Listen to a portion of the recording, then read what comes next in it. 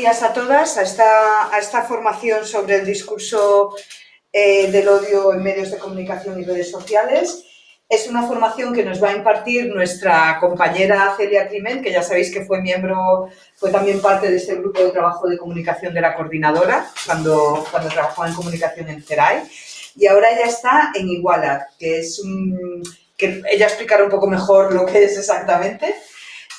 Solo comentaros un poco el objetivo de la formación, que es que podamos, como personas que trabajamos en comunicación y en sensibilización en las organizaciones, que seamos capaces de identificar el discurso de odio en medios de comunicación y redes sociales, comprender cuáles son el alcance y las repercusiones que tiene y también qué procedimientos tenemos que seguir cuando lo detectamos. Ya lleváis trabajando como 2 años. 1 año y medio. 1 año y medio en este tema, peinando las redes y los medios para detectar qué tipo de discursos aparecen. Entonces, su experiencia y todo su trabajo de investigación de primera mano nos va a ser de muchísima utilidad. Y nada, solo deciros que esta formación está financiada por el convenio que tiene la coordinadora con la Generalitat Valenciana. Entonces, nada, hay que decirlo para que conste en acta. Pues nada, os dejamos con Celia, sin más. Tenemos hasta la 1:30, como 1 hora y media de charla. Vamos a compartir la pantalla, que tengo una presentación.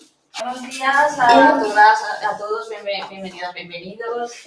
Bueno, como ha comentado Carmen, en la sesión de hoy vamos a hablar del discurso del odio en medios de comunicación y en redes sociales. Esta es una de las prestaciones en las que está trabajando el Servei Igualad. Igualad es un servicio que se crea impulsado por la Dirección General de Igualdad en la Diversidad, en la Consellería de Igualdad y Políticas Inclusivas. Se crea como desarrollo de la Estrategia Valenciana de Igualdad de Trato. Es una estrategia que se acordó para un periodo hasta 2023. Dentro de esta estrategia se ha creado un observatorio en la Comunidad Valenciana en el que participan un montón de entidades sociales y también otras institucionales para trabajar en la identificación de cuáles son los principales ámbitos y sectores afectados por la discriminación y los delitos de odio en la Comunidad Valenciana. Es bastante pionero, la política que se ha llevado a cabo desde la Dirección General de Igualdad y la Diversidad ha sido muy pionera porque a nivel de toda Europa el Servei Igualad es el único servicio que existe de este tipo, ¿no? Que consiste en atender a personas y a también a entidades, colectivos que están dentro del riesgo de la discriminación, ¿no? Que pueden sufrir discriminación en distintos ámbitos y sufrir delito de odio, que diríamos sería el estadio superior.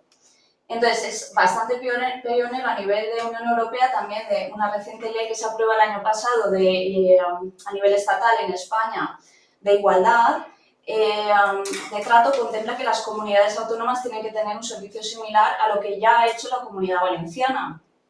Que bueno, vamos a ver ahora con el nuevo escenario cuál va a ser el desarrollo también, pero nosotras tenemos un concierto. Aquí mi compañera Esperanza y yo trabajamos para la Fundación Secretariado Gitano, que fue la entidad que, digamos, se presenta para gestionar esta oficina, ¿vale? Para un periodo de 4 años. Entonces tenemos hasta 2025 para seguir haciendo este trabajo, que consiste en, por un lado, atención directa a personas que puedan sufrir discriminación, orientación, un asesoramiento de esta es la situación que has vivido, estos son tus derechos, así lo puedes reclamar por estas vías, porque hay procedimientos tanto por la vía administrativa como por la vía judicial y depende de qué tipo de situación se haya dado, cuál haya sido el agente discriminador, ¿no? Que llamamos. El procedimiento de reclamar o de proteger tus derechos es uno o es otro, ¿vale? Entonces, bueno, así es como nace el Servei Igualad en diciembre de 2021 y nuestra oficina abre al público, aunque en verdad, si hay alguien desde casa que quiera decir algo, como nos estamos viendo, puede ser que haya alguien que se haya unido. Vale. ahí hay que admitirlo. Bueno, pues nuestro servicio, digamos, que abre una oficina, pero no al público. Es un servicio telemático que se puede contactar tanto por vía telefónica como por email y WhatsApp. ¿Por qué no atendemos de manera presencial? Porque, pues precisamente para no generar discriminación hacia personas que viven lejos de la ciudad de Valencia, no poderlas atender. Y en verdad porque nuestro recurso es un recurso de primera atención, asesoramiento y derivación. O sea, no hacemos un acompañamiento físico a la persona víctima o a la entidad, sino que estudiamos el caso y lo derivamos a aquella entidad que dentro del ámbito más cercano a la víctima le pueda hacer un acompañamiento, pues si es una persona que ha sufrido racismo, nuestro primer trabajo fue hacer como una prospección directoria de todas las entidades de la Comunitat Valenciana que podían ofrecer un acompañamiento en cuestiones de discriminación, ¿no? Y bueno, dentro de todo este panorama, el primer, como digamos, reto que encontró nuestro servicio fue hacer frente a la infradenuncia, porque no sé si conocéis el dato de que solo el 20% de las situaciones discriminatorias se denuncian, o sea, se registran y tenemos constancia, por tanto, de los perfiles de las víctimas, del tipo de discriminación, del agente discriminador, etcétera, etcétera. Entonces, es muy difícil con esa situación de infradenuncia realmente, una, conocer la realidad y dos, poder acompañar realmente bien hacia el recurso adecuado a la persona que sufre discriminación. Entonces, ese primer reto que asume el servicio Igualat, el de combatir la infradenuncia, hace que nuestro servicio le dé muchísima prioridad a lo que es el primer asesoramiento, la primera atención, el acompañamiento y el fomento de la denuncia. Es decir, muchas veces las personas víctimas no denuncian por situaciones propias, o bien porque sienten vergüenza por lo que les ha pasado, o bien porque sienten normalización de la situación de discriminación. Pues las personas gitanas, por ejemplo, lo asumen ya como parte de su día a día y no entienden que es algo discriminatorio lo que están sufriendo y, por tanto, no entienden que está entre sus derechos reclamar que esa situación cese o les sea reparado el daño, ¿no? Entonces, muchas veces, como digo, la persona víctima, la que el motivo de la infradenuncia está en las personas víctimas, pero también está en las propias instituciones. No hay un buen desarrollo normativo y muchísima dispersión normativa. Nosotras en la oficina tenemos una compañera abogada que analiza toda la normativa y lo que nos encontramos es que muchas veces nosotras en la tarea del asesoramiento y el acompañamiento incluso nos es difícil dar con el órgano adecuado ante el cual hay que presentar la reclamación o el procedimiento. La dispersión normativa es uno de los motivos de la infradenuncia, pero aún así pues, nuestro servicio intenta hacer incidencia en ello, ¿no? En animar a la denuncia y hacer incidencia también para que haya más herramientas para que estas situaciones se frenen. Y bueno, dentro de todo este trabajo que hacemos en Iguala también, y de manera muy pionera, porque tampoco existe nada similar a nivel Unión Europea,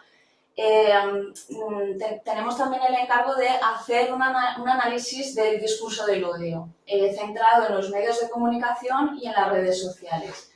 Sí que hay bastante trabajo desarrollado, no es que no exista, lo que pasa es que hay como mucha dispersión de criterios, de una, que es el discurso de odio, dos, cómo lo catalogamos, cómo lo recogemos, cómo lo identificamos, y entonces también la dificultad de trabajar ante el discurso del odio para frenarlo. Es bastante complicado. Entonces, es parte de mi trabajo, ¿no? Ese análisis de medios y ese análisis de discurso de odio en redes sociales, obvio por ser una oficina de la Generalitat Valenciana, para el ámbito Comunitat Valenciana lo hemos limitado exclusivamente a análisis de prensa valenciana y en redes sociales usuarios que pudiéramos identificar que su perfil está localizado en la Comunitat Valenciana. Y esto, si sois usuarios de redes sociales, sabréis que es complicado, porque en Instagram o TikTok es complicado que una persona tenga identificada en su cuenta, pues yo soy de Lollería o soy de Alcoy, ¿no? Entonces, hemos limitado la búsqueda en Twitter porque ahí sí prácticamente todas las cuentas identifican su ubicación. Eso lo que nos permite es de una manera muy sesgada, pero sí hacer un análisis de qué pasa con el discurso de odio en redes sociales pero ya sabéis, me refiero a Twitter porque solo podemos acotar la búsqueda a Comunitat Valenciana. Vale, entonces esto ya os he presentado un poco lo que es el Servei Iguala't y como os decía, el reto de fomentar la denuncia y entre las prestaciones de nuestro servicio el análisis del discurso de odio en la Comunitat Valenciana. Vale, aquí os muestro como en este gráfico la pirámide del odio o el iceberg del odio se le denomina también, porque cuando hablamos del odio normalmente se le representa así para que podamos entender, se parte siempre de una base, o sea, por ejemplo, un estereotipo, ¿no? Podemos considerarlo delito de odio, pues bueno, depende de las repercusiones que tenga, pero obvio, siempre para que exista lo que está en la cúspide de la pirámide del odio, que es violencia, agresión, algo físico, ¿no? Eso no nace de la nada, digamos que hay una base. Entonces, así se representa el odio, digamos. Siempre tenemos como en la base los estereotipos, los prejuicios, lo ves que es como la parte más sumergida, la menos visible, ¿no? La que hemos ido tolerando muchísimas de nosotras, yo me incluyo, ¿no? También he participado de reproducir estereotipos hacia ciertos colectivos en mi vida. Luego, pues esto que procesos de revisión que nos hacemos cada una, pues ya los vamos identificando y los vamos eliminando de nuestro lenguaje, ¿no? Entonces, para que exista, digamos, la parte más elevada, ¿no? De agresión, violencia, incluso en algunas pirámides del odio se representa la cúspide, lo que es ya el genocidio directamente. Siempre empezamos por una base. Y yo aquí os lanzo la pregunta de, en la pirámide del odio, ¿dónde situaríais el discurso del odio? Si antes de empezar con la definición, si ya sabríais ubicar dónde se ubica en esta pirámide del odio el discurso del odio. Lanzo un poco la pregunta al aire. También para los que estáis en casa. Yo diría por el medio. Por la parte del medio. Sí. ¿Alguien? La base. Porque es como, o sea, realmente el discurso, o sea, nuestras narrativas, como hablamos diariamente, escribimos diariamente, y en cómo hablamos también están cómo construimos nuestro modelo de sociedad, o en lo que consumimos y leemos también están cómo construimos nuestro modelo de sociedad. Entonces, en ese discurso de base están los estereotipos muchas veces como camuflados de alguna manera, como súper sutil, sí, y que sin darnos cuenta estamos perpetuando a través de nuestro discurso diario. Muy bien.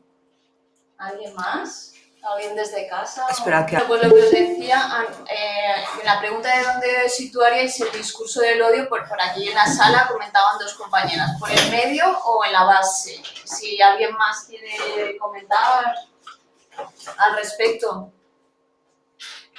Vamos a pasar luego a definir qué es el discurso del odio, pero sí que no tengáis ninguna vergüenza de no saberlo todavía. Esto... Vale. Bueno, a ver, ¿alguien sí? No. Vale, bueno, pues en verdad las dos intervenciones acertadas, o sea, están tanto en el medio como en la base. El discurso del odio digamos que puede ser desde lo más inofensivo, que es una burla, hasta ya, digamos, me dan asco estas personas, ¿no? Digamos, entonces ya pasaríamos a como elevarnos, ¿no? Dentro de esa pirámide en lo que es el odio. Como os decía antes, no hay una única definición de qué es discurso del odio, y eso a nosotros, bueno, yo estoy trabajando en identificarlo, analizarlo, clasificarlo, pues es costoso también al no haber una única definición compartida a nivel mundial. Pero sí tomamos como referencia, porque es la más consensuada, la recomendación número 15 de la Comisión Europea contra el Racismo y la Intolerancia, que es del Consejo de Europa. En 2015 sí que se establece una definición que, como os digo, es la más extendida y compartida, que identifica 3 elementos para que podamos reconocer qué es y qué no es discurso de odio. El primero sería aquel discurso que contenga fomento, promoción o instigación al odio. Y como os digo, esto puede ser tanto desde que partamos de una burla que aparentemente es inofensiva a una expresión de me dan asco X personas, ¿no? El segundo elemento para reconocer que es discurso de odio es que haya en esa expresión una incitación a cometer un acto de o bien violencia, intimidación, hostilidad o discriminación, ¿vale?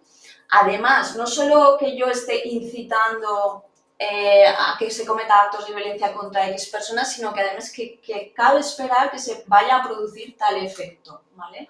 Por lo tanto, vamos reduciendo mucho, ¿no? Esta definición nos va reduciendo mucho, ¿no? Y el tercer elemento, que la motivación de esa expresión de odio vaya relacionada con características muy personales de ciertas personas o colectivos, ¿vale? Aquí es donde nos daremos cuenta que muchas veces en medios de comunicación encontramos noticias, por ejemplo, de está acusado de delito de odio a esta persona por haber insultado a un político. No voy a decir nombres, ¿no?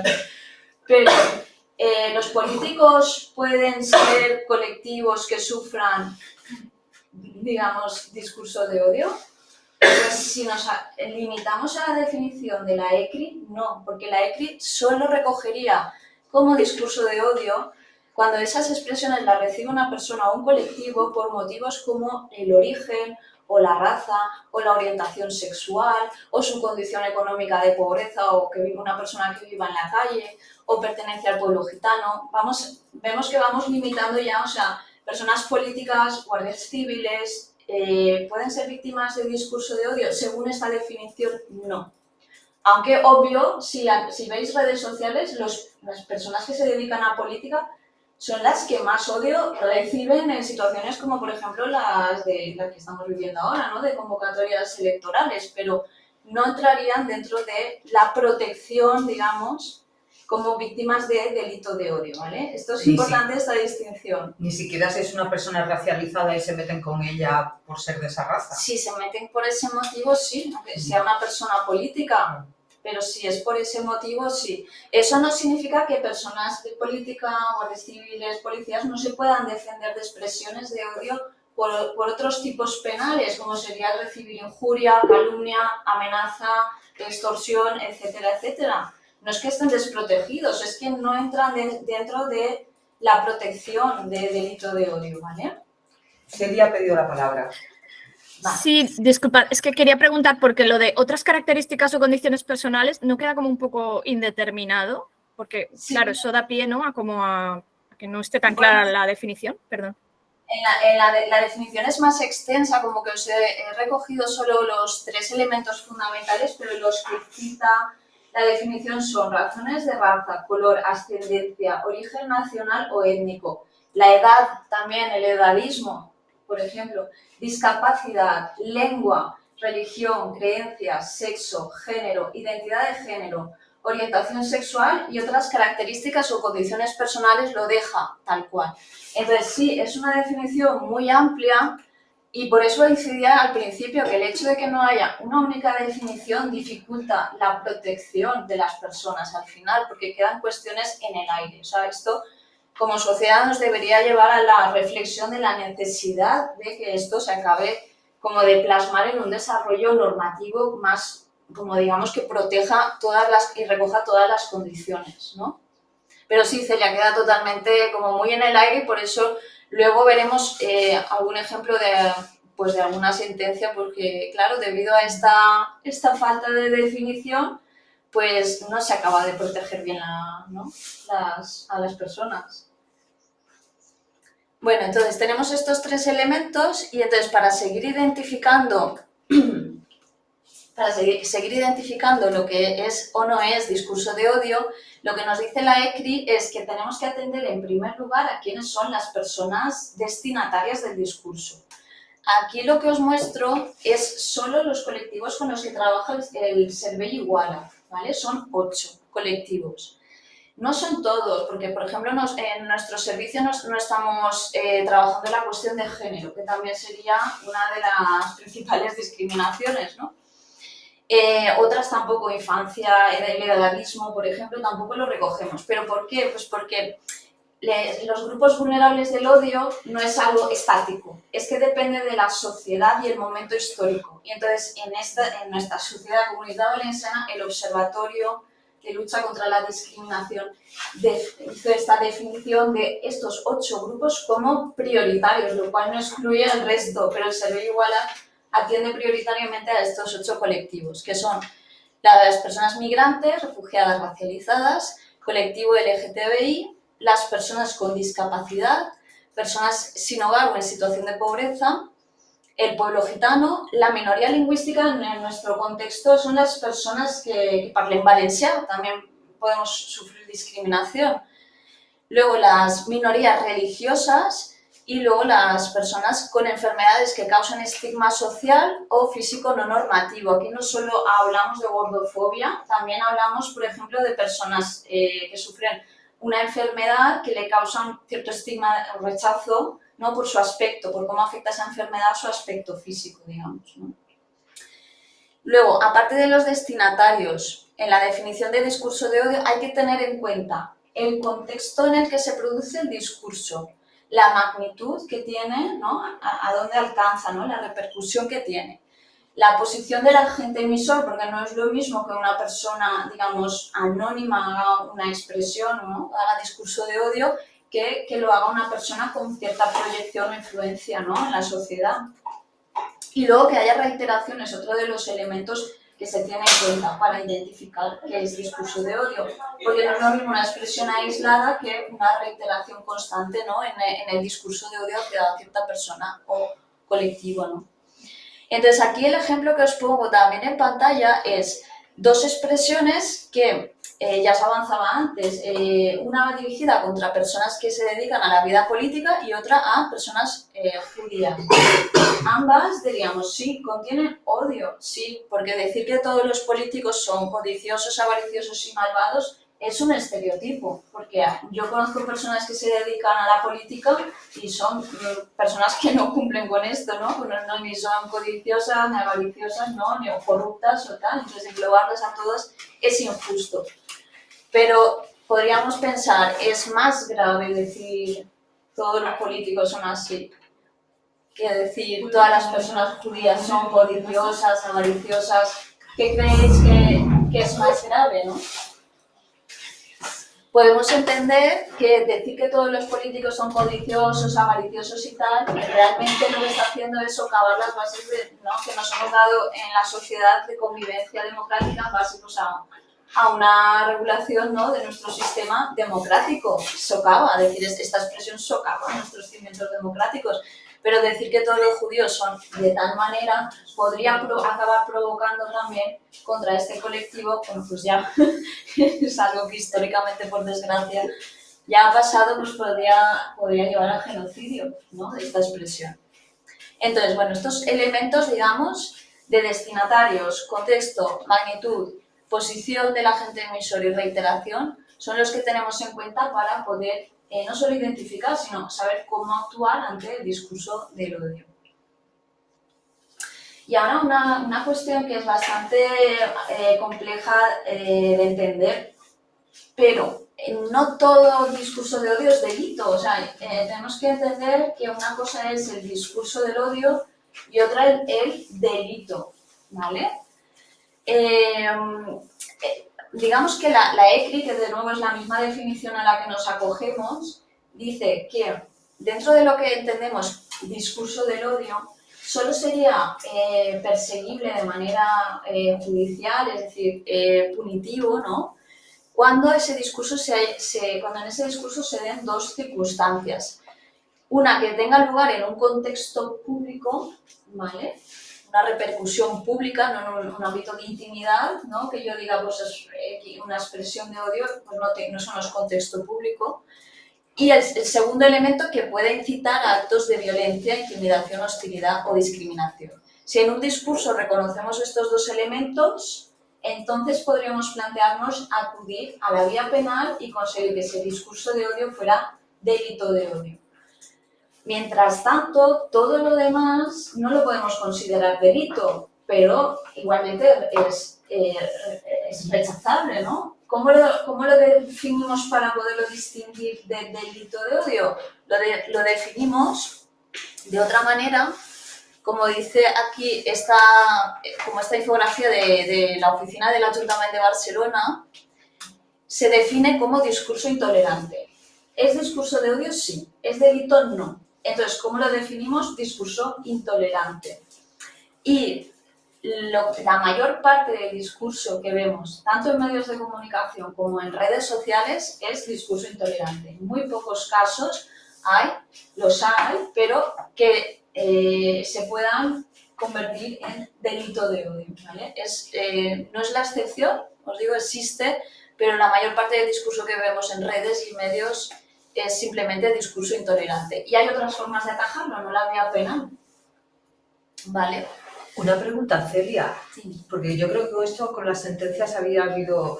¿Un grupo de WhatsApp se considera un ámbito público? Depende de la repercusión que tenga. Si estamos en un grupo de WhatsApp, de la familia, pues probablemente no. Si es el de la asociación de vecinos o asociación de madres y padres del cole, es un ámbito, sí, podría considerarse. O sea, que depende de una organización, por ejemplo. No precisamente, que no tiene por qué depender ese grupo de una organización. Sí, por ejemplo, Pero- la asociación de vecinos es una organización, el colegio también es una organización. Sí, pero puede haber sido creado por una madre, Sí. ¿no? De manera informal, un grupo del cole y tener, no sé, claro, sí, 40 No, personas. y no depende del No colegio. depende ese. del colegio. Sí, sí. Ahí, digamos, la Ya responsabilidad no habría que pedirla al Claro, colegio. claro.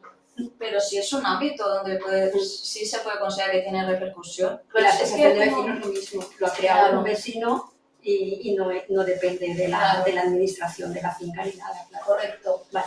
Y por lo que os decía antes de los elementos, no podemos evaluar uno de forma aislada.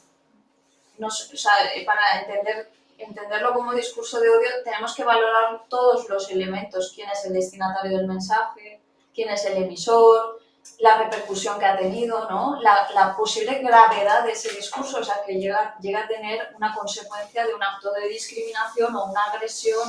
Hay que valorarlos todos en conjunto, ¿vale? Bueno, y entonces, ¿dónde encontramos discurso del odio? Porque justo la pregunta que ha hecho Carmen. Pues, en el espacio público puede venir desde un graffiti, por ejemplo, o un insulto en la calle, ¿no? En los medios de comunicación, que aquí tenemos los más tradicionales, que serían la prensa, la radio y la televisión, pero hay muchos más. Luego tenemos internet, ¿no? Desde un blog, por ejemplo, o las redes sociales o las aplicaciones de mensajería, que era la pregunta justo que hacía Carmen. Entonces, no son los únicos espacios, ¿vale? En este buffet libre de odio, no son los únicos espacios donde circula el odio, pero sí son aquellos donde la ciudadanía puede actuar porque al menos está algo desarrollado, la posible protección, algo desarrollado. No completamente, veremos, por ejemplo, el ámbito de medios de comunicación está mucho más desarrollado y no vinculado a la no discriminación y la igualdad de trato en un principio, se desarrolló más pues, por otras cuestiones, ¿no? Como por ejemplo la protección contra la injuria y la calumnia, pues ahí sí está desarrollado, tú sí puedes acudir a un medio de comunicación, solicitar la retirada de un contenido o una rectificación, todo esto legislativamente en el Código Penal se recoge, ¿vale? Pero vinculado a lo que sería el delito de discriminación, ¿vale? Está muy menos desarrollado, ¿no? Entonces, en estos ámbitos que os pongo aquí, al menos sí que hay algo a lo que nos podemos acoger para la protección, ¿vale? Pero poco. Y vamos a empezar justo por el de redes sociales, que es comparado con medios de comunicación, el menos desarrollado, digamos, a la hora de protegernos, ¿no? De la discriminación. Digamos que cuando encontramos discurso de odio en las redes sociales, así como en un medio de comunicación, sí que hay una responsabilidad o bien del autor o autora de la información, del propio medio, de la dirección del medio, ¿vale? En las redes sociales, los proveedores de redes sociales, correcto, Carmen está haciendo un gesto como se lavan las manos, ¿vale? Lo que os pongo en pantalla es que lo único que hay desarrollado hasta ahora es un código de buenas prácticas, una autorregulación. Se llama el Código de Conducta para la lucha contra la incitación ilegal al odio en Internet y se firmó en 2016 entre los principales proveedores de redes sociales con la Comisión Europea, o ámbito europeo, o sea, fuera de esto ya imaginaros, ¿no?, cómo circula el odio. Entonces, ¿qué pasa? Pues que es un código de buenas prácticas, que aquí lo único a lo que se comprometen las empresas propietarias de las redes sociales es bueno, vamos a intentar que en nuestro espacio pues no circule el odio. ¿Cómo? Bueno, pues bien, con este código de buenas prácticas es la persona usuaria de redes sociales, dejo en sus manos que me comunique a mí, que soy propietario de esta red social, este contenido incita al odio. A raíz de este código sí que han desarrollado las normas, ¿no?, de participación, en cada red social tienen las suyas publicadas. Normas, digamos, yo como usuaria, si veo un contenido de odio, puedo pedirle a la empresa propietaria de la red social que retire el contenido o que elimine la cuenta, ¿vale? Si hay muchos mensajes, ¿no?, en ese sentido. Pero como os digo, es algo de buenas prácticas. Es que en la aplicación práctica se hace poco. Y no sé si tenéis experiencia en reportar contenidos en redes. Alguien por aquí sí que asiente. Sí, también. No sé si ha sido exitoso en algún caso. Sí. Retiraron 3 veces seguidas de la misma Hubo persona. retirada. Sí, me puse en contacto con la Embajada de Canadá y lo retiraron. 3 veces seguidas, al final ya desistió, no lo puso más. ¿Pero la Embajada de Canadá también reportó el contenido? ¿O Lo que hizo, o sea, después de haber escrito yo, le cerraron la cuenta de Facebook a esta persona. Y era una persona usuaria, sí, ¿no? Digo, no, la que estaba Embajada de Canadá, suplantando una identidad. aquí la Embajada de Canadá, ¿qué rol juega en este ejemplo? Denunciar con más fuerza que yo. Vale, correcto. Eso es un elemento importante. O sea, hay ciertos Se me ocurrió perfiles. denunciar, Claro. hacerlo por medio de Canadá y entonces, claro, le cerraron. Pero volvió a insistir esa persona y lo volvieron a cerrar y tercera vez ya se lo cerraron. Claro. Digamos que cuando las empresas propietarias no es lo mismo recibir una denuncia de Celia, la usuaria Celia Climent, que recibir una denuncia de Fundación Secretariado Gitano, porque este contenido que he visto es un contenido que atenta contra la dignidad del pueblo gitano, ¿vale? Lo tienen más en cuenta, no garantiza la retirada del contenido o el cierre de la cuenta, pero sí revisan el caso con mayor prioridad, ¿vale? Entonces, este código de buenas prácticas, digamos que se evalúa constantemente, está en proceso de revisión y los últimos datos que he publicado son de 2021.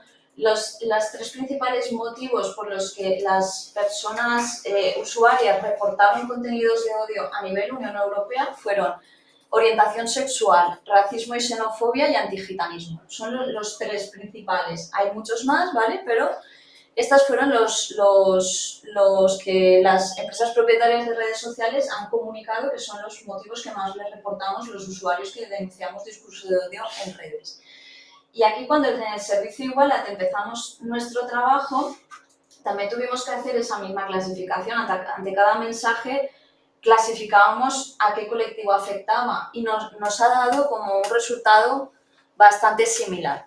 Lo que os presento aquí es el resultado del primer año de análisis del Servei Igualat en redes sociales, que como os decía antes es solo en el ámbito de la Comunitat Valenciana. Solo hemos podido analizar Twitter porque es lo que nos garantiza analizar la ubicación de la persona autora del mensaje.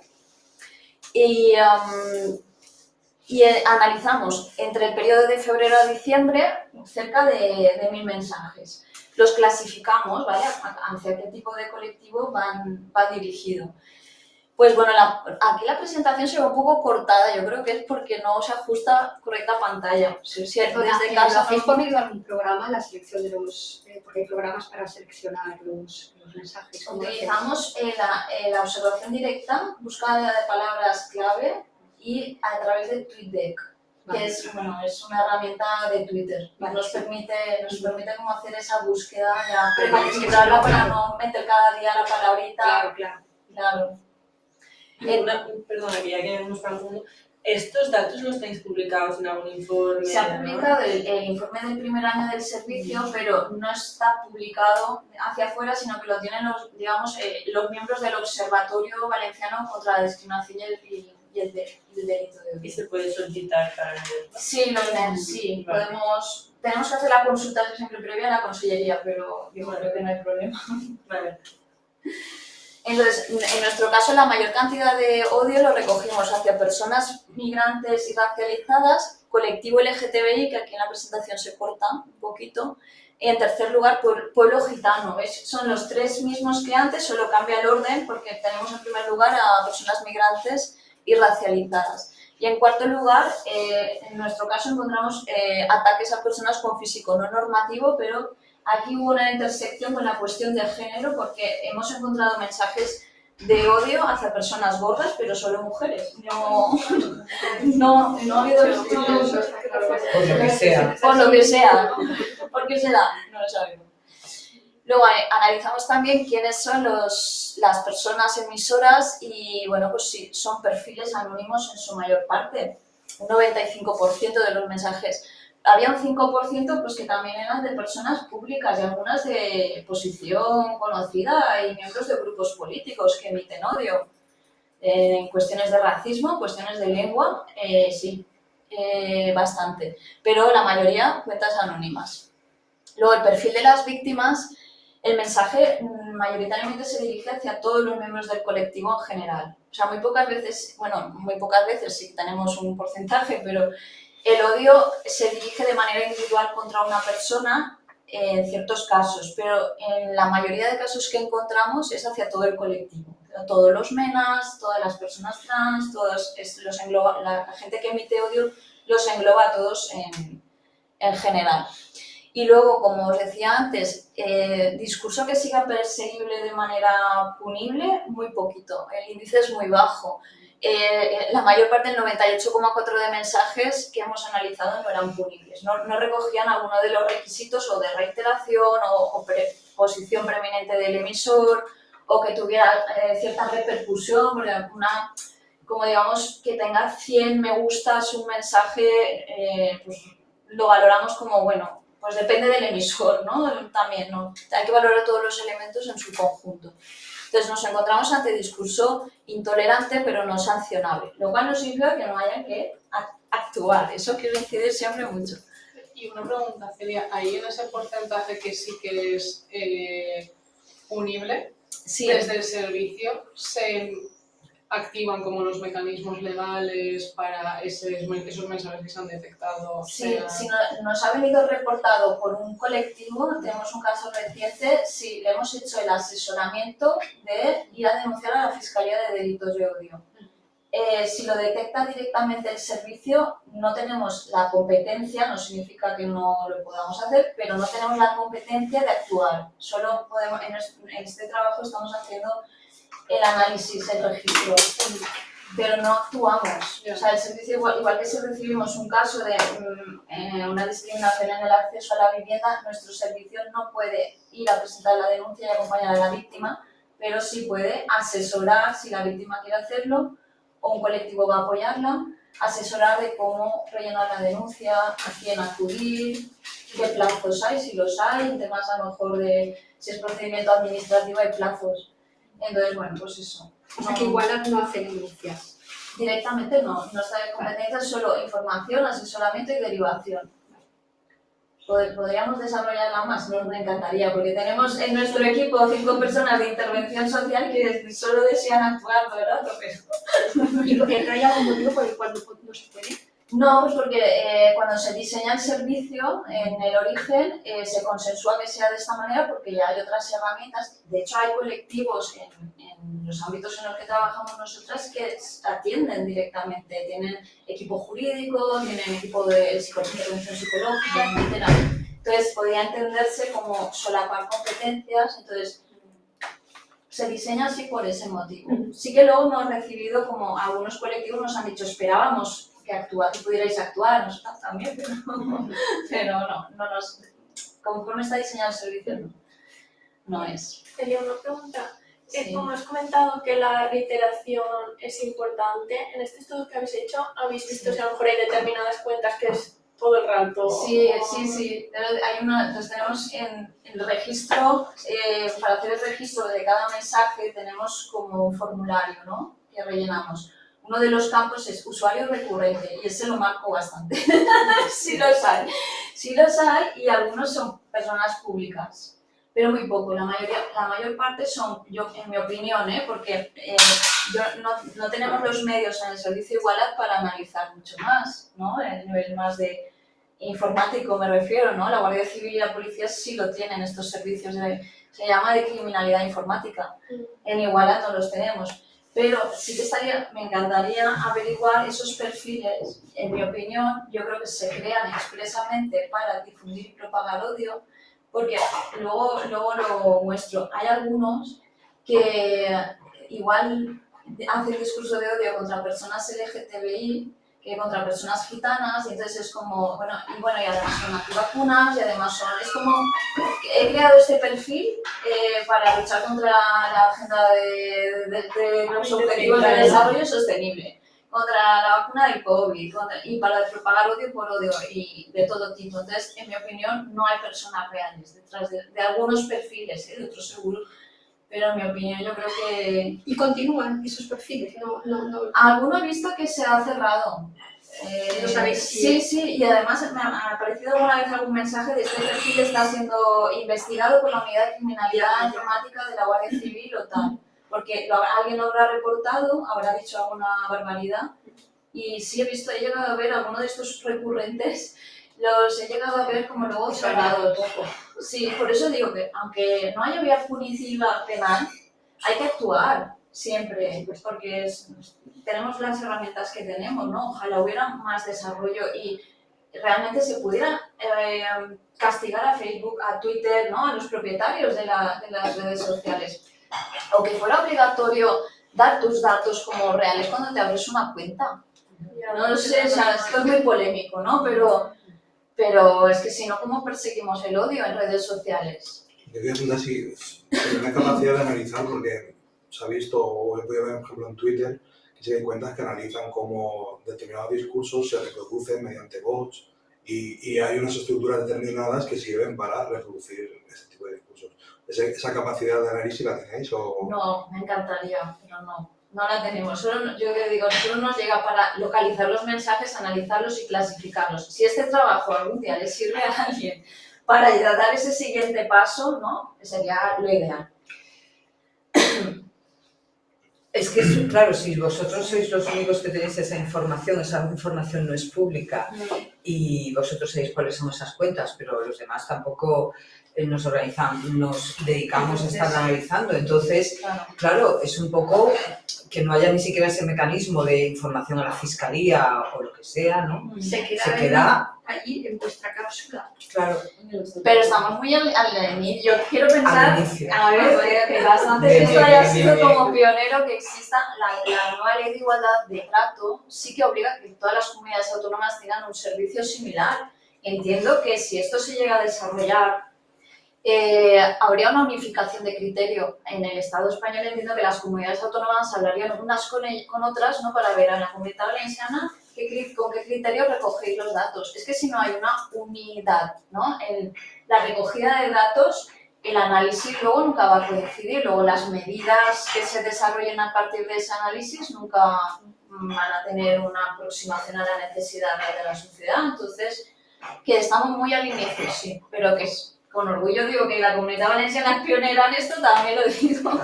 Perdona, ¿has dicho cuánto tiempo lleváis? Un año y Un año medio. y medio, vale, perdón. Vale.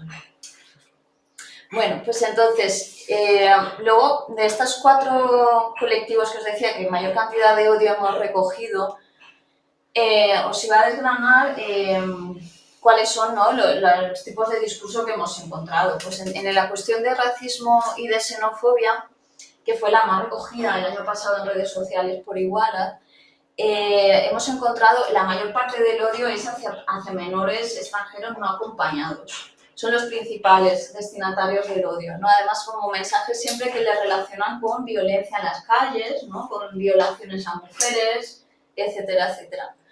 El pico más destacado del odio lo detectamos en diciembre por el fútbol. En el Mundial de Qatar hubo un auge de discurso racista y xenófobo en Twitter. Y pues siempre que jugaba España hubo partidos contra Marruecos, bueno, pues esto fue brutal, el odio, ¿no? Que registramos en diciembre. Y en las líneas de discurso de odio se marcaban en señalar las diferencias culturales en ellos, en nosotros, exigir la integración o la expulsión y la asociación de violencia y delincuencia a las personas migrantes y racializadas, ¿no? Y como os digo, especialmente cuando era una noticia de agresiones sexuales a mujeres, ¿no? Siempre aunque no fuera cierto, en Twitter la gente decía, bueno, pues seguro que son menas, ¿no? O no comen jamón, es una expresión que me encuentro muchísimo. Y luego, eso, afirmar también que los migrantes viven parasitariamente a costa del sistema que tenemos de protección social, ¿no? En España. En LGTBI-fobia, que es el segundo tipo, el año pasado recordaréis que fue la tramitación parlamentaria de la ley trans y de derechos LGTBI a nivel estatal. Y esto provocó pues, mensajes, o sea, un alto nivel de discurso de odio con narrativa, digamos, se denomina trans excluyente, ¿no?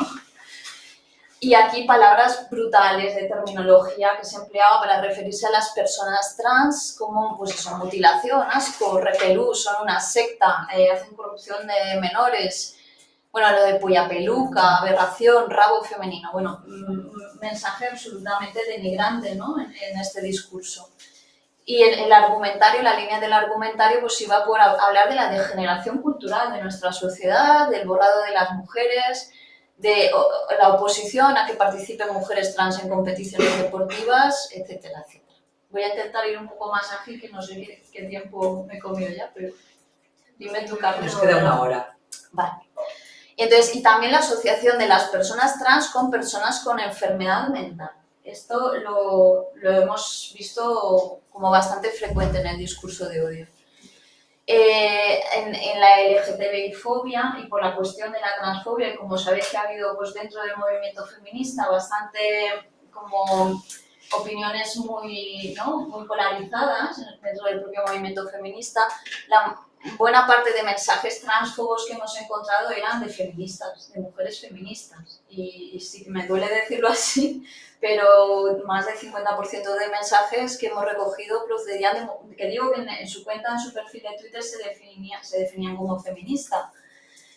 Y bueno, pues esto ha sido el pico destacado en relación a la ley trans, que vamos a ver, yo entiendo que en el próximo año, ¿no? Y en función de cómo vayan los pactos de gobierno, se ha hablado de las derogaciones de las leyes trans en la Comunidad Valenciana y la recientemente aprobada a nivel estatal. Entiendo que a nivel redes sociales de nuevo estará presente este tema cuando hablemos de LGTBI-fobia. También en junio, por la cuestión de la manifestación del orgullo, pues siempre se registra un piquito de odio también en el discurso de odio en redes. También este mes pues es un tema más candente. No sé si conocéis la cabalgata de les Magues de Gener, que se celebra en la ciudad de Valencia. Pues este año... El año que viene me parece a mí que ya no. Pues este año hubo un auge de mensaje transfobo en relación a esta cabalgata, que nada tiene que ver con el colectivo LGTBI, pero una de las personas una de las magas, era una persona que había hecho en algún momento alguna manifestación en contra de, bueno, en el sentido de lo de la línea argumentaria del borrado de las mujeres. Entonces, hubo como cierto, bueno, auge de discurso transfobo coincidiendo con la cabalgata de les Magues de Gener. O sea, es que en los picos de actualidad marca mucho aquello de lo que habla la gente en redes sociales. Esto es una relación, ¿no? Si tenéis alguna pregunta, decidme, Pero si no paso al siguiente colectivo. Teníamos media hora, ¿no? Porque es hasta la 1. Era hasta la 1. Hasta la 1, media hora, sí. Bueno, entonces, el tercer colectivo del que más odio registramos en redes fue el colectivo gitano, pueblo gitano. Y aquí, dentro de esa pirámide del odio que os señalaba antes, es donde encontramos el discurso más en la base, en el de la burla, la mofa, el estereotipo, ¿vale? Pocas veces es un mensaje más elevado de odio en redes, sí que lo hay, pero lo que encontramos es esta burla, ¿no? Y mucha asociación a las personas gitanas como grupo antisocial, criminal, violento, delincuente, holgazán, sucio, descuidado, y como un bloque homogéneo. Esto pasa no solo en el pueblo gitano, en todos los colectivos, tratarlos como un bloque homogéneo, como si todas las personas de ese colectivo fueran iguales, ¿no? Cuando dentro de cualquier colectivo hay mucha diversidad, dentro de las personas racializadas mismas hay mucha diversidad también. Pues dentro del pueblo gitano obviamente hay muchísima diversidad, pero el discurso suele ir por la línea de considerarlos a todos como pues es un grupo básicamente que tiene sus propias leyes, que viven al margen de nuestra sociedad y que no se quieren integrar. Bueno, pues esas son las líneas que encontramos, muy en la base del discurso de la pirámide del odio. Y el cuarto colectivo era las personas, aquí digo personas, mujeres gordas, básicamente, porque cuando hablamos de aspectismo, los mensajes que recogemos de odio en el Survey Igualat van dirigidos solo hacia mujeres principalmente. Además, muchas del ámbito político y de la esfera pública. Yo creo que ha habido este fin de semana una polémica con Ella es activista y estaba presentando en el FNAC su libro. Sí, había una persona haciéndole preguntas, sí. El vídeo se ha hecho viral. Mara Jiménez, creo que se llama Mara Jiménez, ¿no? La chica. Y entonces alguien del público intervenía para decir, yo sí que tengo una solución para la gordofobia. Dieta y deporte. Dieta y deporte. Entonces la chica se enojó, ¿no? Y dijo, oye, alguien de seguridad que tira a esta persona que ha venido a boicotear el acto, básicamente. Entonces la ha criticado a ella por, bueno, pues también cortar un poco la libertad de expresión de una persona del público, bueno, en fin, pero los mensajes de odio, justamente ayer estaba registrando los de gordofobia, contra esta chica eran brutales, o sea, no hay realmente una reflexión del problema ni de la obesidad, que parece que les preocupa mucho a ciertas personas, ni de la gordofobia, o sea, directamente se aprovecha este hecho, esta noticia, para atacar a la muchacha, o sea, pero brutal. Y bueno, contra ciertas personas del ámbito político, también mujeres del ámbito político, es muy fuerte. Entonces, ¿cómo actuamos ante el discurso del odio en las redes sociales? Si hemos dicho que las empresas proveedoras no tienen ninguna responsabilidad penal, esto, yo insisto, no debe desanimarnos a actuar. Debemos acudir a los propios mecanismos de denuncia de las empresas, de Facebook, de Twitter, Instagram, etcétera, para reportarlos, ¿vale? Tienen pues estas pestañitas que tienen, ¿no? De quiero denunciar este contenido, si lo he probado ya alguna vez, que por aquí ya sí, te va guiando, ¿no? La propia red social te va haciendo preguntas. ¿Y por qué quieres denunciarlo? ¿Qué es lo que...? Y entonces te va haciendo las preguntas y cuanto más lo afinas, mejor, ¿no? Que la red social entienda que tu reporte viene por este motivo, que además en la cuenta esa has encontrado más de un mensaje, ¿vale? Y aquí lo importante es que la cantidad de denuncias influye en la inmediatez de la revisión, ¿vale? Esto os lo digo porque si alguna vez os pasa, pues en un colectivo, por ejemplo, en un colectivo que trabaja con personas sin hogar, se detecta de repente un mensaje, pues es totalmente apolófobo, ¿no? Las personas de ese colectivo sí se podrían autoorganizar y decir, si todos tenemos cuenta en Twitter o Instagram, vamos todas a reportar el contenido al mismo tiempo, porque cuantas más denuncias reciba la red social, más pronto se revisará el contenido, ¿vale? Y eso, como os digo, que cada operador, como son privados, pues cada uno tiene sus propias normas. Y aparecen normalmente como en este ejemplo, este es de Facebook, una publicación de AdSense que hizo como una guía de cómo reportar, pues simplemente vas al contenido, a los 3 puntitos, vas rellenando lo que te pide el proveedor de la red social y luego lo envías. Y es anónima la denuncia siempre, o sea, no...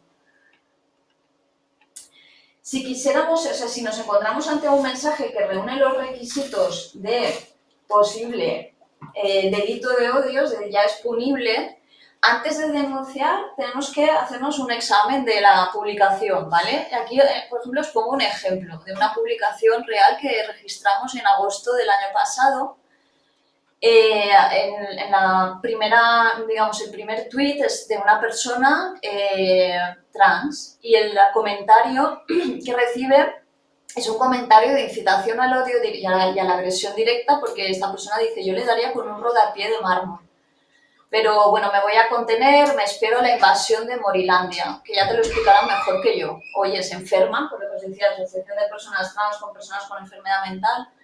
donde esté un chocho de toda la vida, pues que se quiten los nepes, que son penes, con pelo largo, transformes, o sea, a esta persona le da todo, ¿no? Entonces, como no tiene bastante con un mensaje, pero pues ven, aquí analizamos el usuario, Patrick no tenía muchos seguidores en su cuenta, apenas tuvo 2 me gusta, esto lo registramos, normalmente no lo registramos el mismo día, lo registramos mínimo 3 días después de la publicación del mensaje para ver si ha tenido interacciones, ¿vale?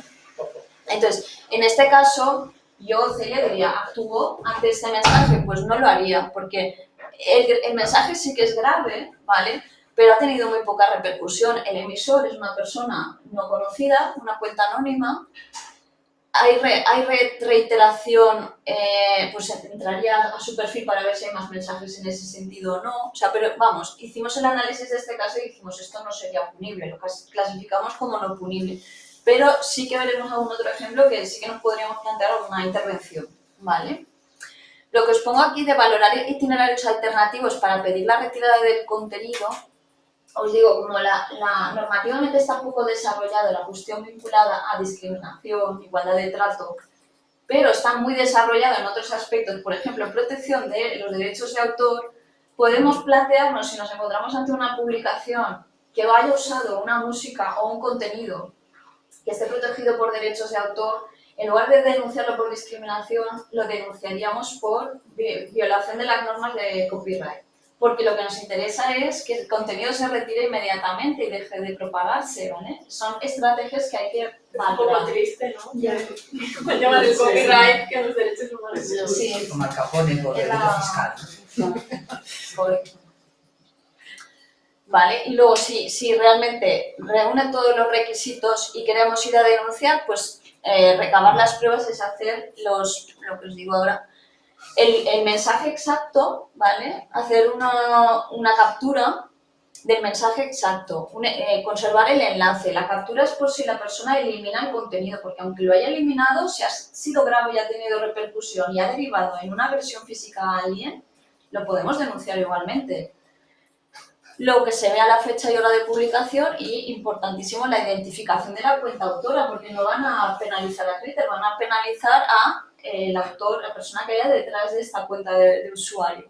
Pues este ejemplo que os pongo sí sería posible perseguirlo por la vía judicial, porque expresa esta persona, el pueblo ha hecho justicia y ha quemado la casa de la familia de los gitanos que apuñalaron hasta la muerte a un joven español. Estos son hechos reales que pasaron en España el verano pasado, que hubo, si no lo recordáis, hubo una situación en la que, como dicen aquí en este mensaje, pues hubo un apuñalamiento, la persona autora del apuñalamiento era una persona gitana, y entonces el pueblo entero, Peal del Becerro, se convocó para decir, vamos a ir al barrio gitano a quemar casas. Y quemaron las casas, no todas, pero quemaron las casas con venganza, ¿vale? Entonces, este mensaje sí se podría llevar a la Fiscalía de Delitos de Odio. En que acabe luego el proceso judicial lo veríamos, porque este usuario es anónimo. alright@derechita88 se llama. No sabemos quién hay detrás, pero la policía sí puede averiguar quién es la persona que está emitiendo este mensaje y ver si tiene más cuentas, si emite odio con las otras cuentas. Entonces, yo si estuviera en mis manos, sí que hubiera acudido a la Fiscalía a denunciarlo. ¿Vale? Entonces, bueno, pues ¿dónde denunciar? Pues la Fiscalía de Delitos de Odio de la Comunidad Valenciana también está siendo de las que mejor está trabajando en España. Y luego tendríamos la opción también de acudir a los cuerpos policiales, bueno, la Fiscalía General del Estado y los cuerpos policiales. Pero como os digo, en la Comunidad Valenciana está trabajando muy bien la Fiscalía de Delitos de Odio y podríamos acudir perfectamente a ella. Y tenemos ejemplos de 2 casos de redes sociales, ¿vale? Que han ido a la vía de juicio. Uno fue un caso bastante mediático de un chico, un youtuber muy conocido, Reset, que publicó varios vídeos mofándose de varias personas sin hogar. Esto pasó en Barcelona y hizo un vídeo en el que le daba pasta de dientes a una persona que estaba en la calle y en el vídeo este chico se mofaba. Mira, como gracias a era como una galleta Oreo rellena de pasta de dientes en lugar de nata. Entonces le daba la galleta y el chico se hacía el vídeo diciendo, ah, mira, así se lavará los dientes ¿sabes? Como era bastante denigrante. Entonces este caso sí fue denunciado y la condena fue por un delito contra la integridad moral, es lo que se denomina delito de odio, ¿vale? Esta condena. Y por primera vez, y esto es muy reciente, en junio de 2022, por eso digo que vamos muy, muy atrás en la protección de la igualdad de trato en redes sociales. Esta sentencia es solo del verano pasado. Se prohíbe a este youtuber pues tener un canal en YouTube. La mala noticia, os lo digo sinceramente, es que la mantiene abierto su canal, ¿vale? O sea, la sentencia la recibió en junio del 22, ¿vale? Que dice él, pero, no, sería, sí, en junio, la recibe, pero el canal, yo ayer lo comprobé, su canal sigue abierto. Porque se ha recurrido a lo mejor... Probablemente es como que no es firme, ¿vale? Pero si lo ha recurrido, mientras tanto... Claro, pero al mismo tiempo se le ha prohibido ir a YouTube, pero él en este mensaje dice que va a abrirse una cuenta en TikTok y la tiene abierta. O sea, sigue pues burlando la ley, aunque él dice aquí que ha reflexionado mucho, que ha madurado, que tal, pero pues como vemos no estamos acabando de frenar bien esto, ¿no? Algo que nos tenemos que revisar como sociedad, ¿no? Y otro ejemplo, esta sentencia sí que es de la Comunitat Valenciana, es un youtuber, un youtuber es un señor de Faura, que en su canal de YouTube pues se metía con todos los de su pueblo, policías, guardias civiles y también personas migrantes, ¿vale? Entonces aquí alguien ya, o sea, se hartó y lo denunció y entonces fue condenado por delito de odio en relación a las agresiones que emitía contra personas migrantes y, como os digo, amenazas y acoso en relación a las manifestaciones contra políticos y guardias civiles, que como os digo, no son víctimas de delito de odio, pero sí se protegen por otros tipos penales, como en este caso el delito de amenazas, ¿no? y el de acoso. Y a este señor también le han prohibido ir a YouTube durante 2 años, este sí que ha cerrado su cuenta, ¿vale? Pero bueno, que vamos muy por detrás, muy por detrás, entre que no se está persiguiendo a los proveedores de redes sociales, que deberían ser ellos quienes fueran sancionados también, y que los pocos ejemplos que tenemos de sentencias, pues bueno, pues tampoco, digamos, ¿qué reparación hay aquí para la víctima? Aunque a youtuber le hayan cerrado el canal, no sé, o sea, realmente estamos, yo creo que todavía como sociedad, con una necesidad de avanzar más en la protección de todo esto, ¿no? Si tenéis algún comentario... El caso anterior, el de la pasta de dientes, Sí. ¿quién realizó la denuncia? Pues no lo sé, porque no he llegado a leer como la sentencia original y lo que lees en noticias de prensa como no aclara, ¿vale? Entiendo que no sería la propia persona sin hogar, entiendo que fue algún colectivo que trabaja con personas sin hogar, pero no estoy seguro. Creo que eso fue polémico al instante, Sí, o sea, sí, nada fue más súper salió viral. y tal, la gente empezó a decir, oye, esto, Claro. seguro que algún colectivo. Pero cualquiera puede, no tiene por qué ser la propia víctima. Sí, no, ¿Vale? claro. O sea, un colectivo que trabaje con personas o una persona como yo, o una persona particular, podemos denunciar si vemos algo así. Yo tengo una pregunta, Celia, sobre a la hora de combatir los discursos de odio, siempre tenemos mucho debate en si contestar o no contestar. Porque claro, a veces cuando contestas, das visibilidad a algo que a lo mejor tampoco tenía mucha, no haces como lo de efecto Barbara Streisand, pero a la vez hay cosas que dices, ostras, es que dejar esto sin contestar, como Pues estos bulos o estas... Mejor ¿Tenéis algún criterio? Mejor te lo dícelo. No les des casito, para mí que son la referencia. Los conocéis, ¿no? Porque Sí. nos dieron una formación, la Saya, que exacto. forma parte de Red Levadura, ¿no? Sí. Vale, pues Red Levadura está detrás de No les des casito, que es una iniciativa en Twitter de gente, pues son activistas, digamos, pero de muchos diseñadores, comunicadores vinculados a derechos humanos. Y entonces, sí trabajan contra la propagación del odio en Internet y en las redes sociales. Y la estrategia No les des casito, que tiene 3 puntos básicos de actuación, bueno, si les seguís en Twitter dan consejos súper útiles. Las 3 pasos básicos es, justo lo que dice Ainhoa, no compartir un comentario incendiario, o sea, no darle visibilidad, ¿vale? No, si queremos hacer algún comentario al respecto, nunca mencionar al original ni, o sea, obviarlo, digamos, ¿vale? ni al contenido ni al perfil que lo propaga. En segundo lugar, no reforzar sus marcos de pensamiento, es decir, no entrar en sus debates, ¿vale? Si nos quieren hacer hablar de X tema que nosotros vemos que no corresponde con las necesidades de la sociedad, no entremos en su debate porque nos vamos a perder el tiempo y además a retroceder en temas que como sociedad ya habíamos avanzado. Por ejemplo, cuestiones como el derecho al aborto, ¿vale? Si entramos de nuevo en ese debate, como sociedad ya hemos evolucionado a nivel, ¿no?, de suficiente como para proteger ese derecho de la mujer, pues estamos perdiendo el tiempo, ¿vale? Y estamos dándoles la razón al entrar en su marco de pensamiento.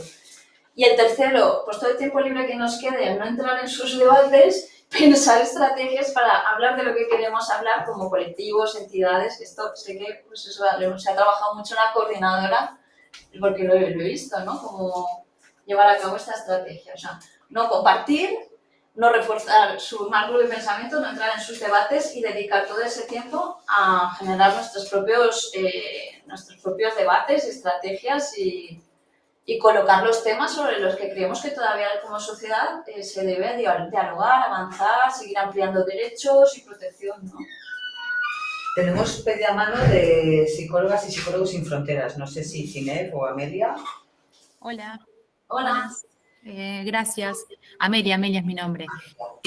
Una consulta que me lleva, o una reflexión que tengo sobre un poco el servicio, digamos, de Igualate tanto para las organizaciones como imagino que para cualquier persona que necesite, dado que no hacen denuncias, por lo que entiendo, si podemos contar con el servicio de investigación en algún caso que se presente, es decir, no sé, como comentaban hace un momento, esta persona no tiene seguidores o es un caso realmente un hater que bueno, realmente se hizo una cuenta anónima y todo eso como para avalar también desde el servicio la denuncia que se pueda realizar.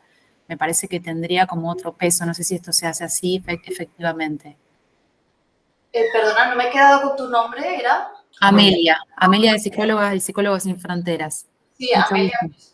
igualmente. Lo tratamos como cualquier otro caso, igual que si recibiéramos un caso de una persona a la que se le ha denegado el derecho a alquilar una vivienda cuando reunía todos los requisitos y había sido la primera persona pues, que ya había realizado el depósito, ¿no?, de la fianza. Lo entendemos como un caso más. Para nosotros, redes sociales y medios de comunicación es un ámbito más, como es el ámbito laboral o el ámbito de acceso a la vivienda o de consumo o tal. Hacemos asesoramiento, analizamos caso por caso y recomendamos la mejor estrategia a seguir. Siempre intentamos fomentar la denuncia, pero también somos realistas con la situación. Si sabemos que va a ser una pérdida de tiempo para la persona víctima, recomendaremos otra estrategia, ¿no? Pero, de hecho, lo que decía antes, hemos tenido un caso reciente de redes sociales que nos reportó Casa Marruecos y les hemos analizado el caso y les hemos como hecho recomendaciones para incluir en la denuncia, porque les hemos derivado a la Fiscalía de Delitos de Odio. Y era un caso de una persona en redes sociales que emitía odio hacia personas de origen marroquí. Vale. Muchas gracias. A ti. Bueno, pues pasamos ya a medios de comunicación, que nos queda ya como igual 15 minutillos. ¿No? 10 minutos, pero vale. Puede ser, no hay problema. Pues voy a intentar ser más breve. Perfectamente. En medios de comunicación, la ventaja que tenemos respecto a redes sociales es que sí que es un ámbito un poco más regulado, ¿vale? Pero ojo, que aquí topamos también con el tema de la libertad de expresión, igual que en redes sociales. Entonces, bueno, al margen de eso, lo que os planteo aquí en pantalla es como una falsa dicotomía, que es como plantear los medios de comunicación ante la discriminación. Tienen dos opciones, ser cómplices o actuar ante la discriminación. Digo que es una falsa dicotomía porque, como yo que soy persona periodista, desde que hice en la universidad, una de las cosas que aprendí lo del código deontológico, yo me lo tatué, fue como, ¿no? Para mí, como digo con mis amigas periodistas, no puedes ser buen periodista si no eres buena persona, en mi opinión.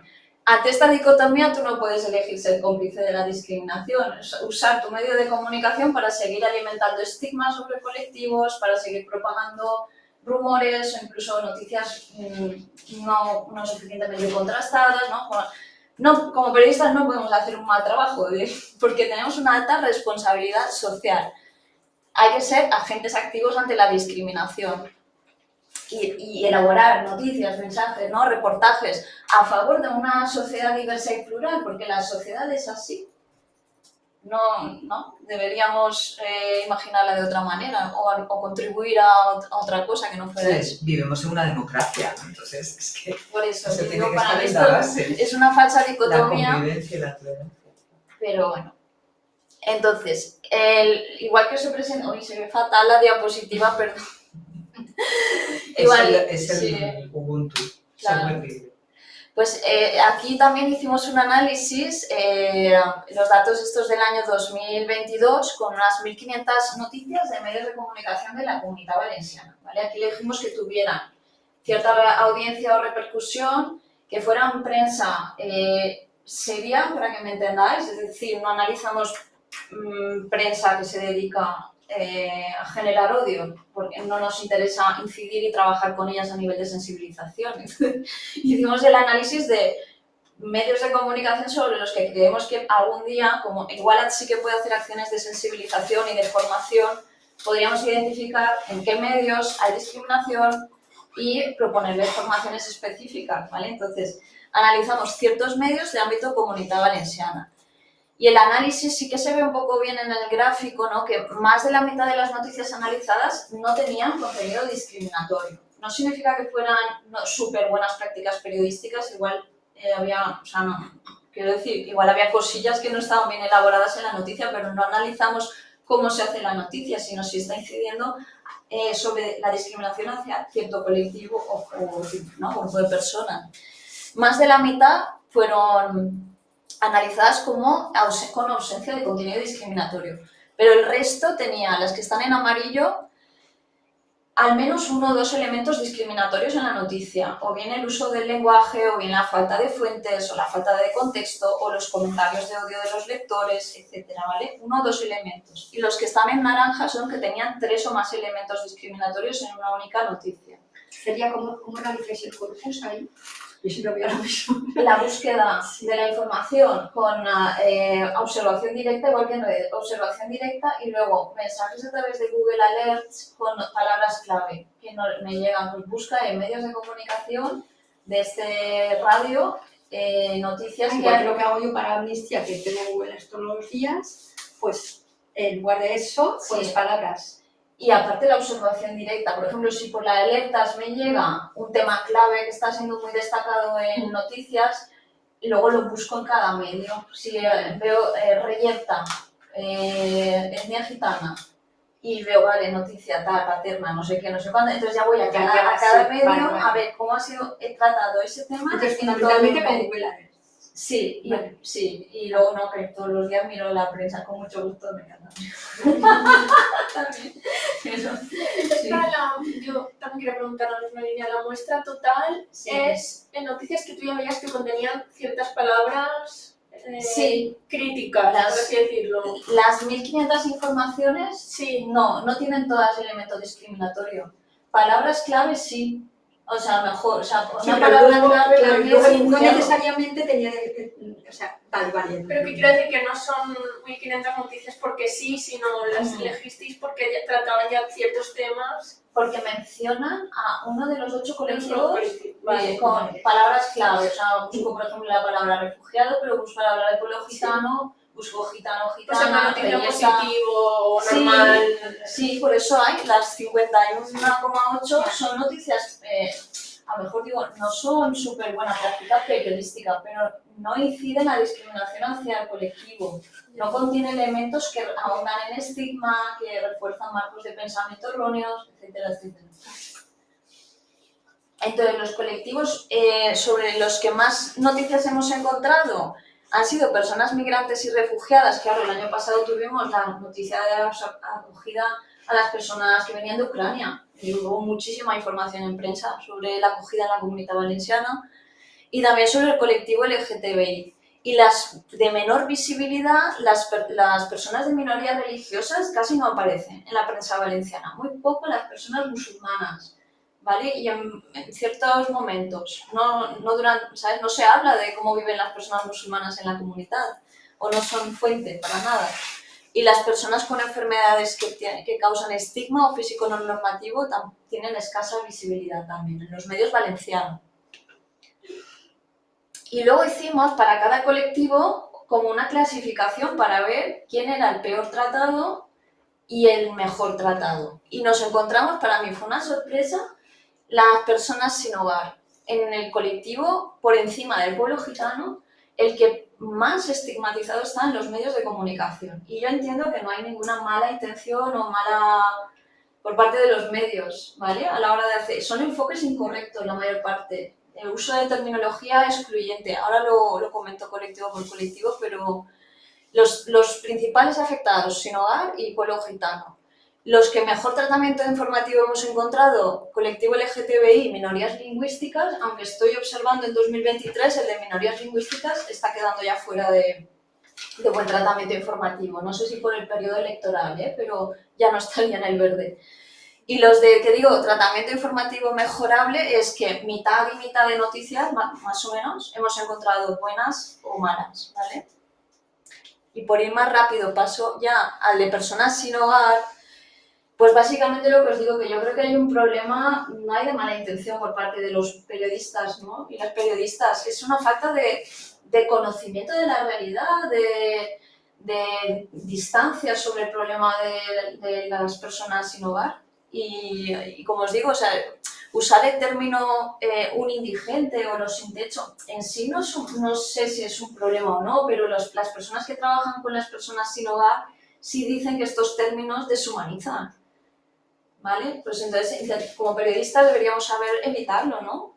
El uso de fotografías en situación de vulnerabilidad, pues como la de la imagen, pues esto es como se está criminalizando a las personas sin hogar cuando las representas solas, aisladas en la calle, rodeadas de policía, pues esto, es lo que os digo, ¿no? Hay muchas maneras de estigmatizar. Lo que pasa es que una pregunta, teniendo en cuenta a qué se refiere esa noticia, quizás es muy importante que la fotografía sea esa, porque probablemente es la denuncia de es la denuncia de esa ordenanza que hubo en Alicante, la ordenanza de la vergüenza de multar. Entiendo, Carmen, pero si la mayor parte de gente, de lectores de prensa, solo se va a quedar con el titular y la foto, hay que ser muy cuidadoso. Podemos representar esta información de otra manera.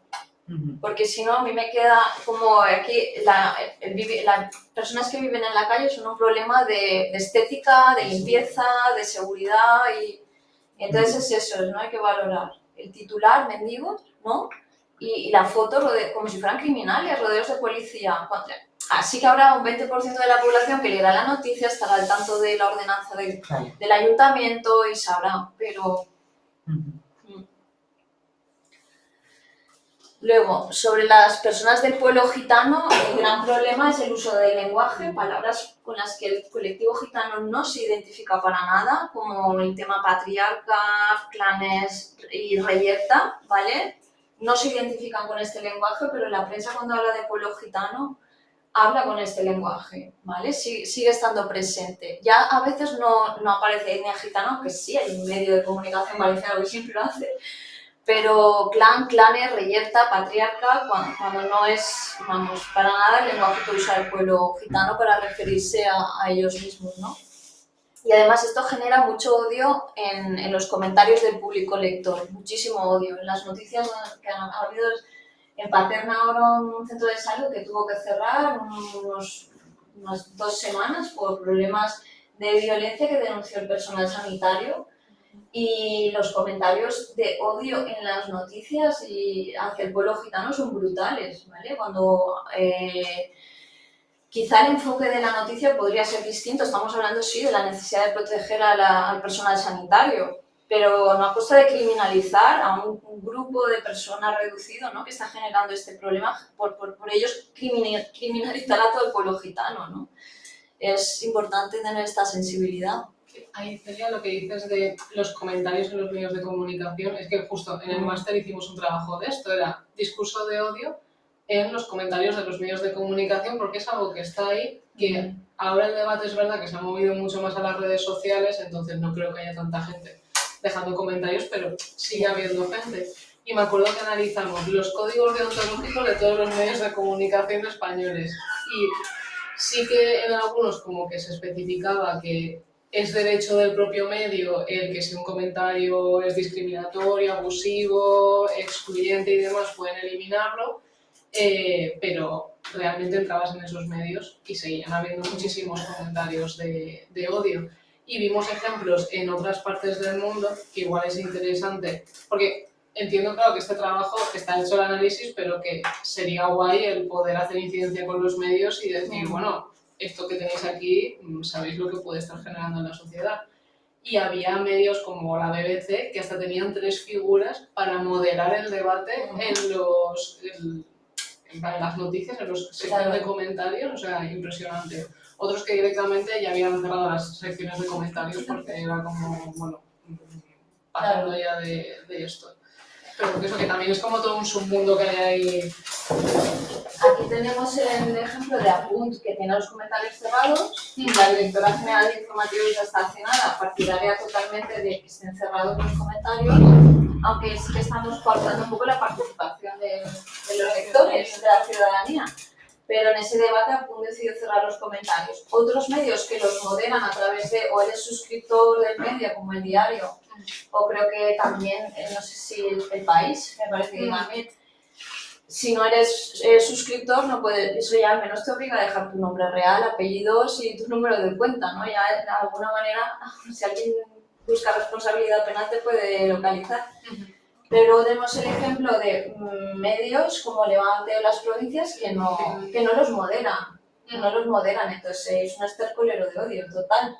Sí. Y muchas veces la noticia y el titular no están haciendo estigmatización, pero el apartado de comentarios está lleno de odio. En el tema de migrantes y refugiadas, pues sí que ha habido bastante equilibrio, ha habido más de la mitad de noticias que hemos analizado con un buen enfoque, la acogida de personas refugiadas de Ucrania, buen enfoque informativo. Si lo comparáramos con otros refugiados que vienen a España, pues sería malo, pero como no era el objeto de este análisis, vale. Los otros directamente no están, pero bueno. Pero sigue habiendo estigmatización, por ejemplo, en el tratamiento informativo de llegadas de pateras a la costa de Alicante. Se usan expresiones, fotografías y tal que ahondan en estigmatización, ¿no? El verbo interceptar criminaliza a las personas que llegan, ¿no? A las personas migrantes. ¿Creo que hay alguna pregunta? ¿Puede ser? No. Llega alguien a la siguiente reunión. ¡Ay! Pues ¿qué hacemos? Vamos acabando entonces. Hola, Victoria. Estamos todavía terminando con la formación, así que algo coges todavía. Bueno.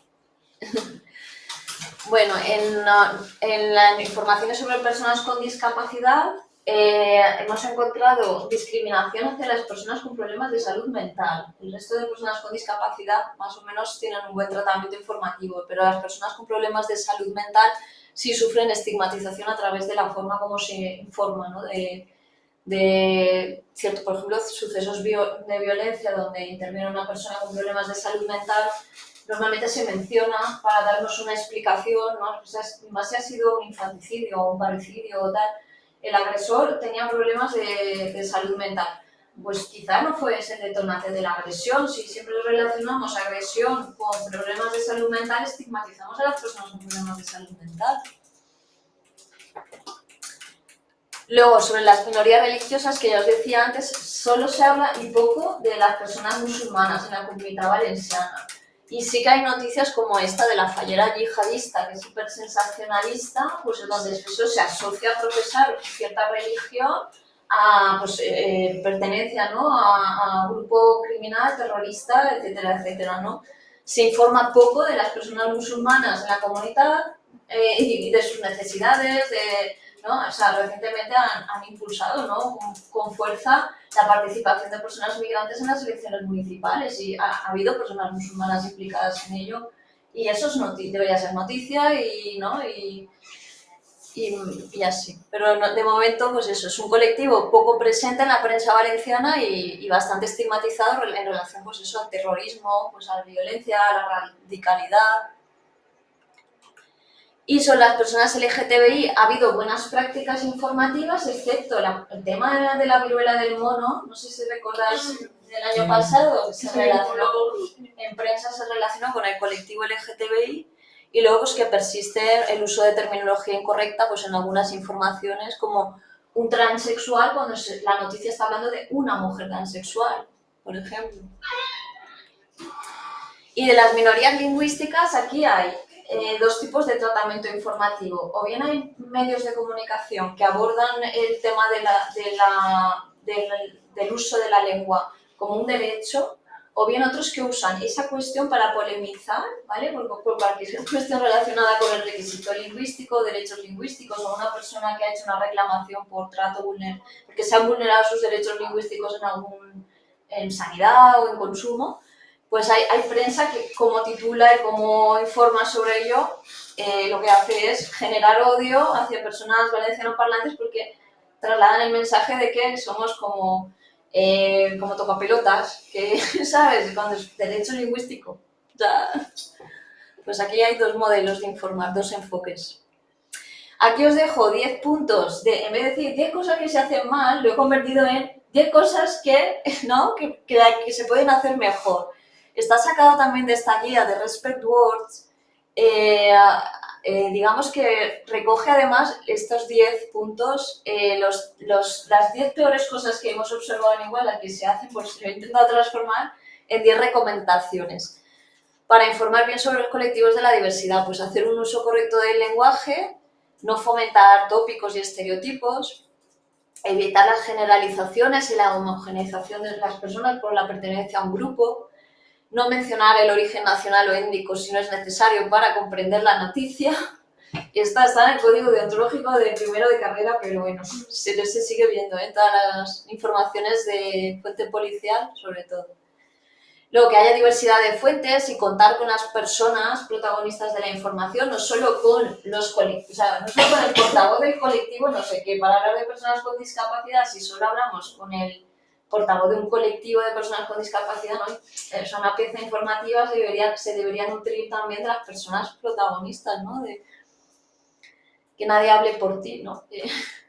Luego, ofrecer información de contexto, evitar el uso sesgado de datos, abandonar lo morboso y sensacionalista, no convertir la anécdota en base para toda una información. Cuando ha habido una noticia anecdótica sobre una persona perteneciente a un colectivo, pues no convertirla en eso como algo porque estigmatizas a todo el colectivo.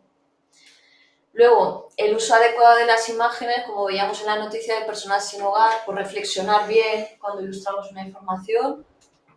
Y luego la moderación de los comentarios del público, que en mi opinión lo que debería hacer los medios es que te tengas que registrar con nombres, apellidos y algo más para poder participar en el apartado de comentarios. Y si no, que el medio ponga a 1, 2, 3 personas a moderar.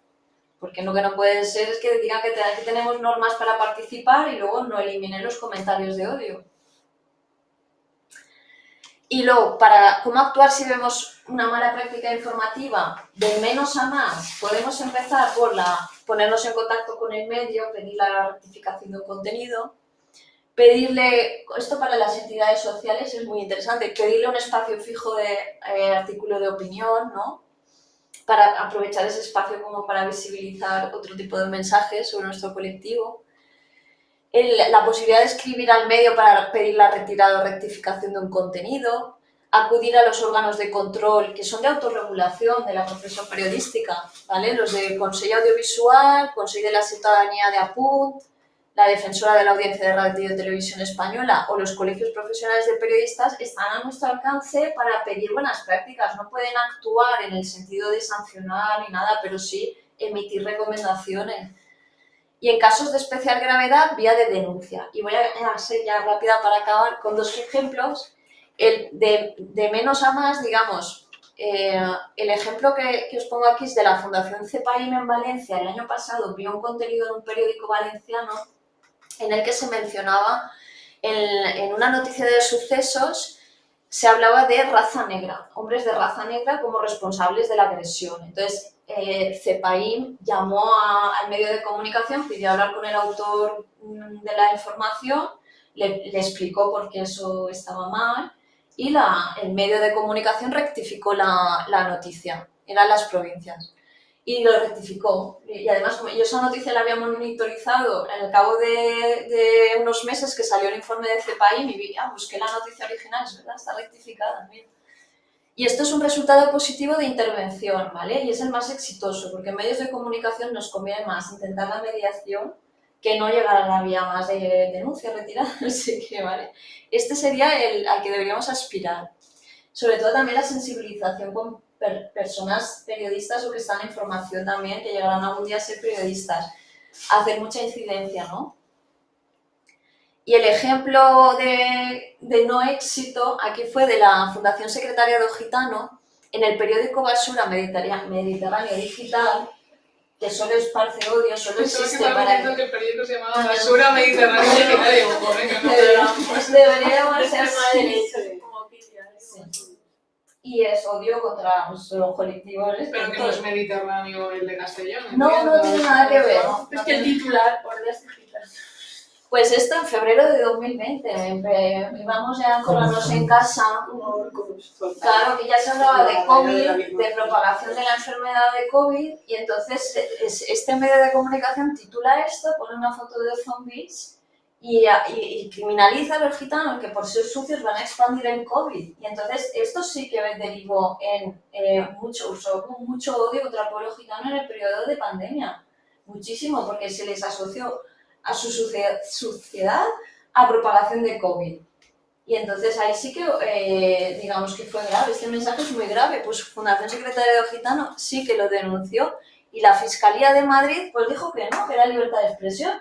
¿Qué os parece? La noticia sigue publicada. Ay, ¿ponen? ¿En serio? Sigue publicada si la buscáis. O sea, Qué heavy. es muy heavy, sí, pero por eso digo, todavía hace falta seguir incidiendo y también a nivel de los órganos del Poder Judicial, porque las herramientas de protección están y esta noticia es aberrante. Y sí que incidió en comportamiento de odio hacia personas gitanas. Y la noticia sigue publicada, pero bueno, por eso ya acabo con Pastora Filigrana y su mensaje del discurso de odio lo frenamos en las instituciones, en las calles y con una buena estrategia colectiva en los tribunales. Porque es el mensaje que nos debe quedar, aunque todavía quede mucho por avanzar a nivel normativo, a nivel de aplicación en los tribunales y tal. Como sociedad, las herramientas que tenemos las podemos usar, las debemos usar. Y hasta os dejo aquí el contacto del Servei Igualat, por si, pues eso, en cualquier situación tenéis alguna duda para reportar algún contenido o incluso llegar a algo más, os podemos ofrecer un asesoramiento. Muchas gracias.